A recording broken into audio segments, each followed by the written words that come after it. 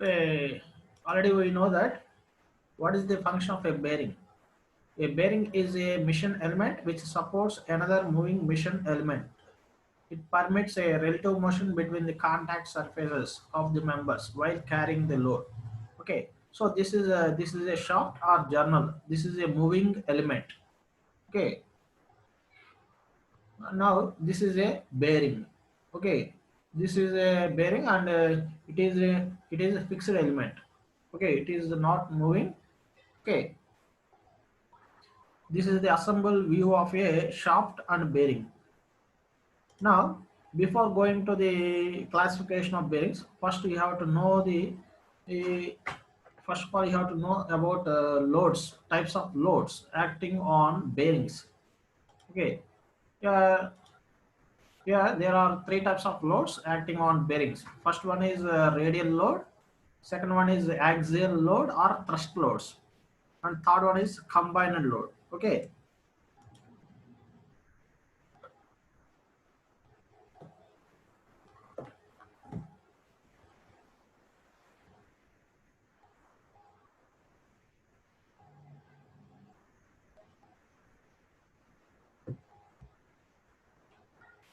now coming to the radial loads. If the load acts perpendicular to the direction of motion of the moving element is known as radial load. Okay, here the load acts perpendicular to the direction of motion. Okay, I will explain with example. This is a shaft. This is the isometric view. Here I am showing a orthographic view, that is front view. I am showing the front view of a bearing. This is a shaft. Okay, this is the axis of the shaft. Now this is the bearing. Okay, this is a bearing. Here the load is acting on the bearing. This is the load. Okay, this is the radial load. Here the angle between the radial load and axis of the shaft is 90 degrees. Okay, now in this case, the direction of load is perpendicular to the direction of motion of the moving element. Okay, it makes 90 degrees angle between the axis and load. So this load is called radial load. Okay, now here in this case, the main load is perpendicular to the axis of the rotation, axis of rotation of the moving element. So here the majority of the load is radial load. That radial load acts perpendicular to the axis of rotation of the shaft. Okay, this is radial load. And coming to the axial load also known as thrust loads. Okay, here if the load acts along the direction of the motion, of the moving element is known as axial load or thrust load. Okay, here the load is acting along the direction of the motion. So here the main load is parallel to the axis of rotation of the moving element. I will explain with example. Already we know that shaft, this is the axis of the shaft, this is the bearing, and here the load is applying parallel to the axis of the rotation of the shaft. Okay, here the load is parallel to the axis of the shaft. Okay, that is zero angle between the axis and load. Okay, here the load is parallel to the axis of the shaft. So the majority of the load is acting parallel to the along the axis of the shaft. So that type of load is called axial load or thrust load.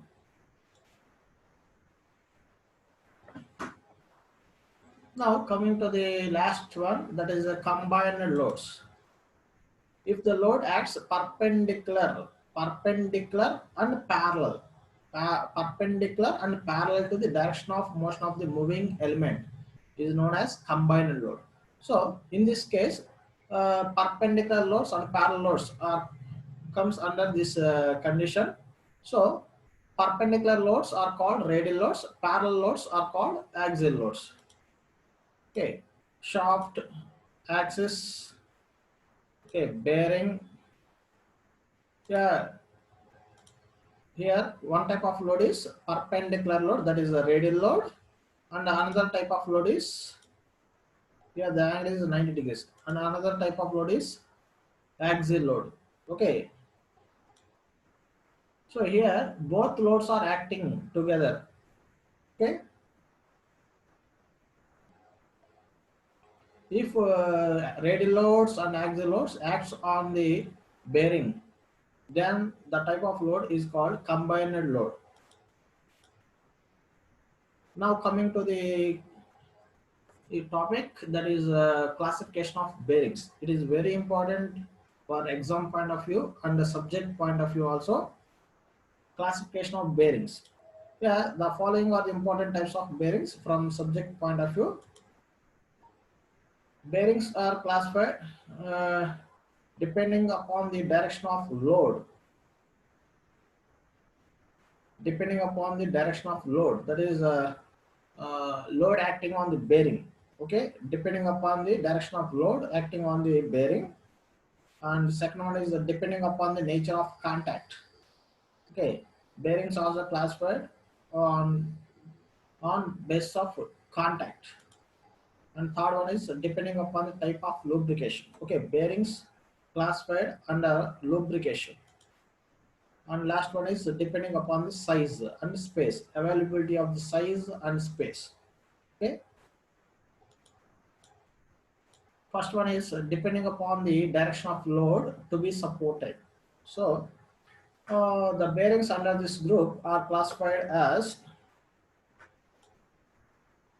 radial bearings and thrust bearings. Okay, depending upon the direction of load to be supported. In this group, bearings are classified as radial bearings and thrust bearings. Okay,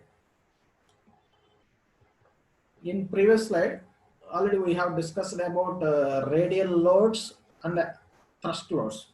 Okay, so in radial bearings, the major load is radial load. Okay, that load is perpendicular to the direction of motion of the moving element. Okay, this is the example for radial loads. This is also example for radial loads. Okay, radial loads and radial bearings. In radial bearings, the majority of the load is radial load. Okay, here the load is acting perpendicular to the axis of the shaft.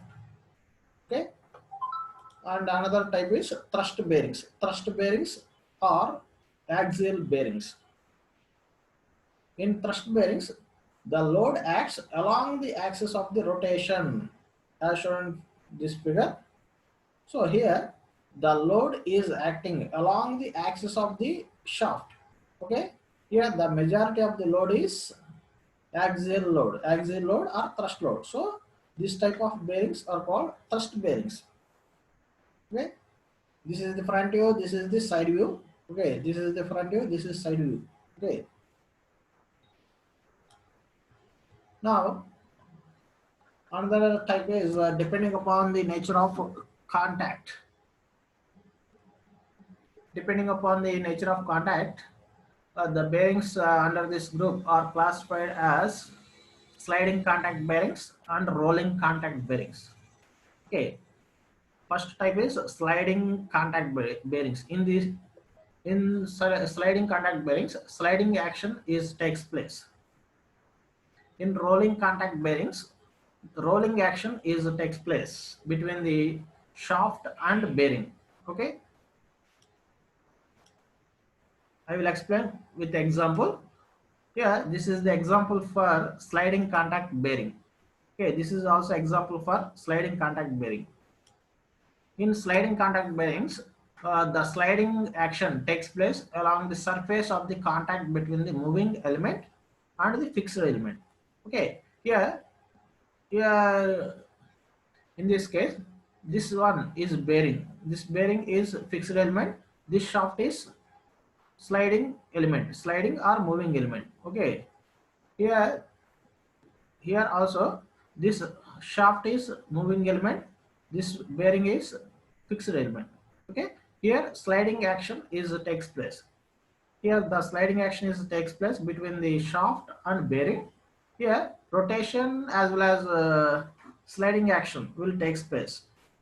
Okay, in sliding contact bearings we are using lubrication for smooth running of rotation.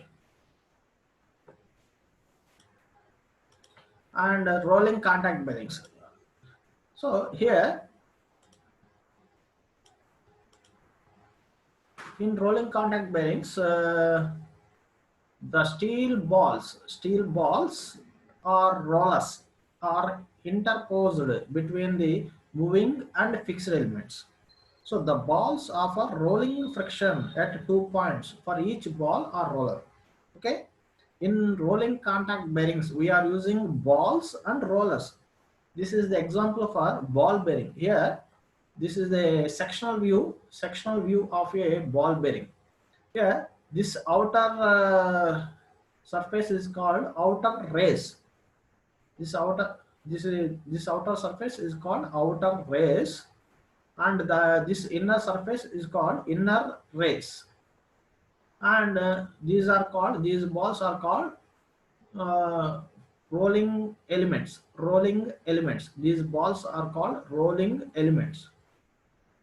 For separating each ball we are using retainer. This is called retainer. Okay, so here these are the balls. These balls are using in this ball bearing.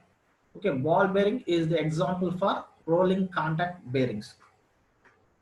Okay, this is the another example, that is rolling bearings.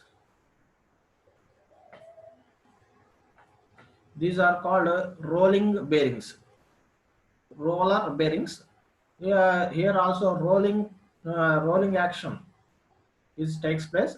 Here we are using rollers instead of balls for maintaining high capacity loads. Here also this is outer race of this roller bearing. This is the inner race of the bearing. These rollers are called rolling elements. Okay, and this one is called retainer. Okay, retainer. This is a single row roller bearings. Okay, here one row. Here cylinders are arranged in a single row. This is the example for double row roller bearings. In these bearings, we are using 2 rows. Okay. Here also, this is outer race, this is inner race, this is a retainer, and these are called rolling elements. Okay. Here rollers are using. Now, third type is depending upon the type of lubrication. Okay. Under this group, bearings are classified as thick film or hydrodynamic bearings, thin film bearings, zero film bearings, and fourth one is hydrostatic or externally pressurized lubricated bearings. I will explain one by one.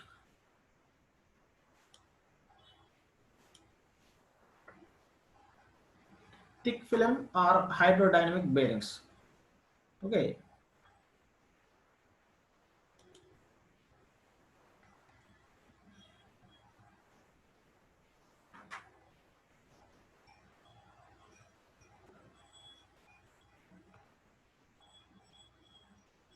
Any doubts, please ask me.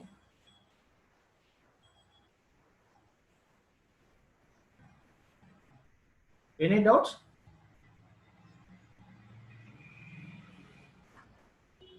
Please ask me.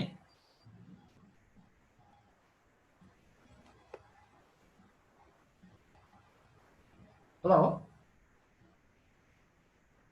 No doubt? Okay, I will continue.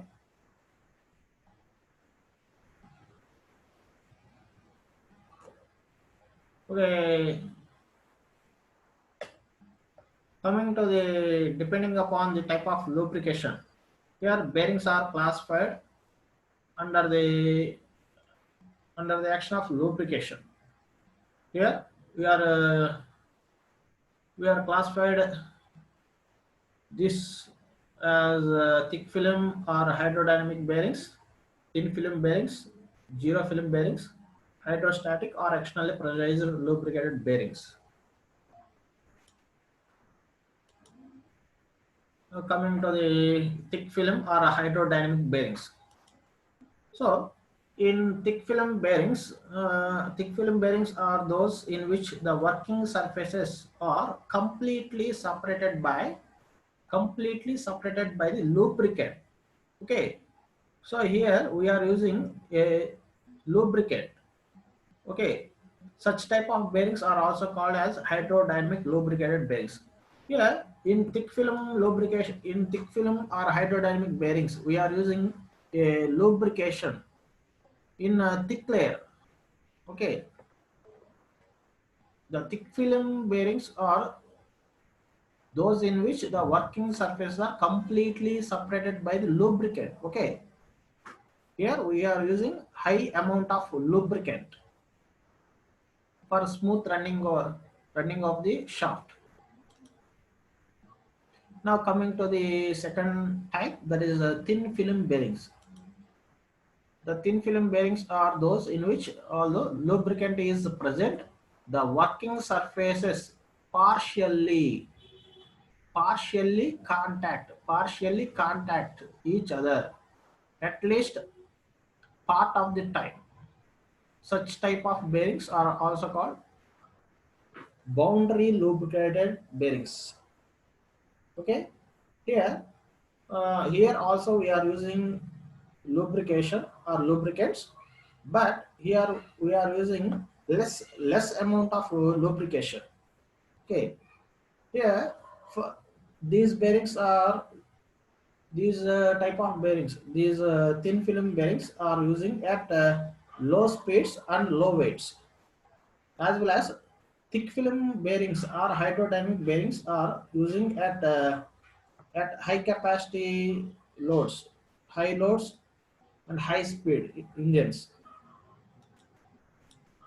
Now coming to the third type, that is a zero film bearings.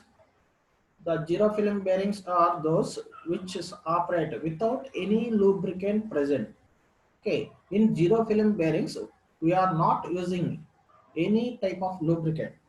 Okay, there is no presence of lubricant between the bearing and shaft. Okay, now coming to the last type, that is a hydrostatic or externally pressurized lubricated bearings. Hydrostatic bearings are those which can support steady loads without any relative motion between the journal and bearing. This is achieved by forcing externally pressurized lubricant between the members. Okay. In hydrostatic bearings, we are using a continuous lubrication. Okay. Here for here we are maintaining high pressure. Okay, we are pumping high pressurized lubricant by using externally pressurized pumps. Okay, these type of bearings are used at high high amount. ఇవి ఎక్కడ use చేస్తామంటే ఎక్కడైతే bearing and shaft వాటి యొక్క shaft యొక్క size అనేది ఎక్కడైతే హెవీగా ఉంటుందో అంటే షాఫ్ట్ యొక్క బరువు అనేది ఎక్కువగా ఉంటుందో అక్కడ ఆ బరువుని మోయడానికి ఈ హైడ్రోస్టాటిక్ బేరింగ్స్ అనేవి యూజ్ చేస్తాం. Okay. Now, fourth type is depending upon the size and space. So, bearings classified under this group are short bearing, long bearing, and square bearings. Here, the bearings are classified depending upon the space, availability of the space, and the size of the bearing. So, here, here L. L is the length of the bearing and D is the diameter of the bearing. If the ratio of the length of the bearing to the journal diameter of the journal uh, is called L by D ratio.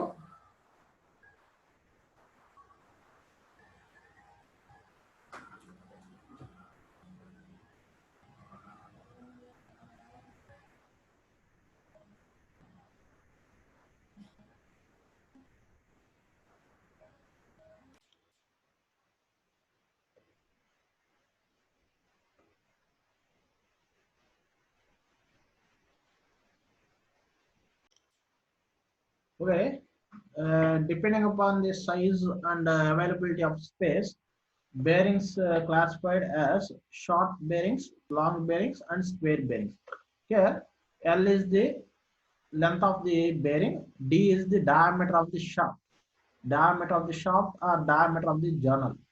Okay, when the L by D ratio is less than 1, then the bearing is said to be short bearing. Okay, when the ratio of L by D ratio is less than 1, then the bearing is said to be short bearing. Similarly, if L by D ratio is greater than 1, then the bearing is known as long bearing. As well as if L by D ratio is equal to 1, then the bearing is known as square bearing. Okay, I will explain with example. Here, this is a bearing. Okay, this is the length of the bearing. This is a capital L is the length of the bearing. Capital L or small l, whatever it may be. This is the length of the bearing. Okay. Now, here, this is the diameter, inner diameter of a bearing equal to diameter of a shaft. Okay. Here, the diameter of a shaft equal to inner diameter of a bearing. So this is the diameter of a journal or diameter of a moving element.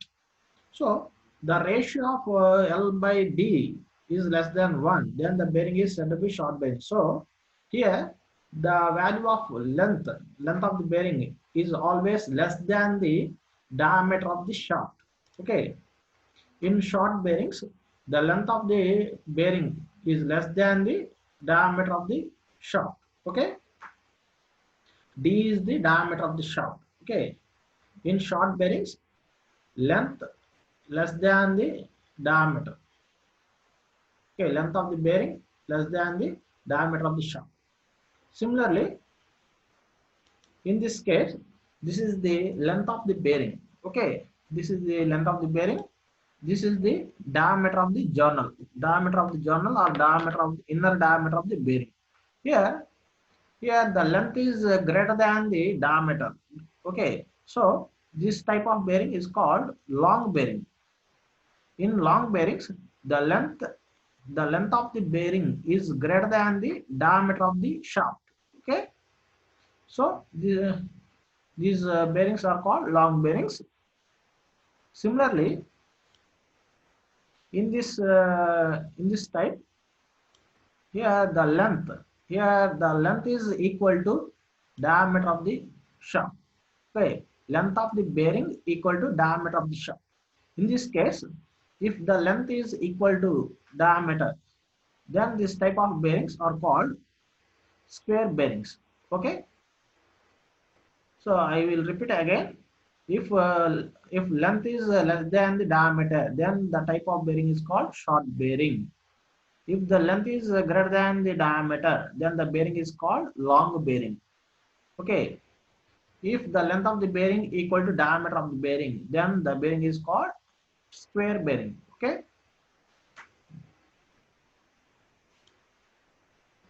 Now coming to the another topic, that is the types of sliding contact or journal or sleeve bearings. Okay. In previous slide already we have discussed about type of bearings. Okay. In that topic already we have discussed about sliding bearings, sliding contact bearings. Okay. In sliding contact bearings, in which the sliding action is guided in a straight line and carrying radial loads as shown in figure, okay, may be called slipper or guide bearings. Okay, such type of bearings are usually found in crosshead of steam engines. Okay, these are the examples for journal bearings or sleeve bearings. Here, this is one type of journal bearing, that is a full journal bearing. This is a partial journal bearing. This is a fitted journal bearing. Okay. Here, this is the a shaft. This is a shaft. This outside surface is called fixed body. That is a bearing. Okay. Fixed surface or a bearing. This inside rolling body is called shaft. Okay. This is a shaft. This is a bearing. Here there is a clearance between the shaft and bearing. Okay. For providing the lubricants. Okay. Here also this is a bearing. This is a shaft. Okay. Here also this is a bearing. This is a shaft. Here in partial journal bearings there is no sorry, here we are also providing lubricant. In partial journal bearings we are also providing lubricant between the shaft and bearing, but the size of the bearing is 120 degrees. Okay. Here in fitted journal bearings there is no clearance between the shaft and bearing. In full journal bearing and partial journal bearing, we are providing clearance between shaft and bearing, but in fitted journal bearing we don't provide any clearance, any gap between a shaft and bearing. Okay, that's why it is called fitted journal bearing. Okay. Okay, when the angle of contact of the bearing with the journal is 360 degrees, that is a complete round as shown in figure A, then the bearing is called full journal bearing. Okay, here the angle of bearing is 360 degrees, that is one complete revolution. Okay, this type of bearing is commonly used in industrial machineries to accommodate bearing loads in any radial directions. Okay, now when the angle of contact of the bearing when the angle of contact of the bearing with the journal is 120 degrees, okay, then the bearing is said to be partial journal bearing. This type of bearing has less friction than full journal bearing, but it can be used only where the load is always in one direction. Okay, the most common application of this partial journal bearing is found in railroad car axles. Okay, the full and partial journal bearings may be called as clearance bearings. Okay, because the diameter of the journal is less than that of the size of the bearing. Okay, here the size of the bearing is more than the size of the shaft in full journal bearings and partial journal bearings. When a partial journal bearing has no clearance, that is the diameter of the journal and the size of the bearing are equal, then the bearing is called fitted bearing. Okay, in fitted bearing, the size of the shaft, that means the diameter of the shaft equal to diameter of the bearing. Okay, there is no clearance between the shaft and bearing. So then the bearing is called fitted bearing. Okay. Okay, friends. Tomorrow I will explain about some basic terms used in journal bearings. Okay.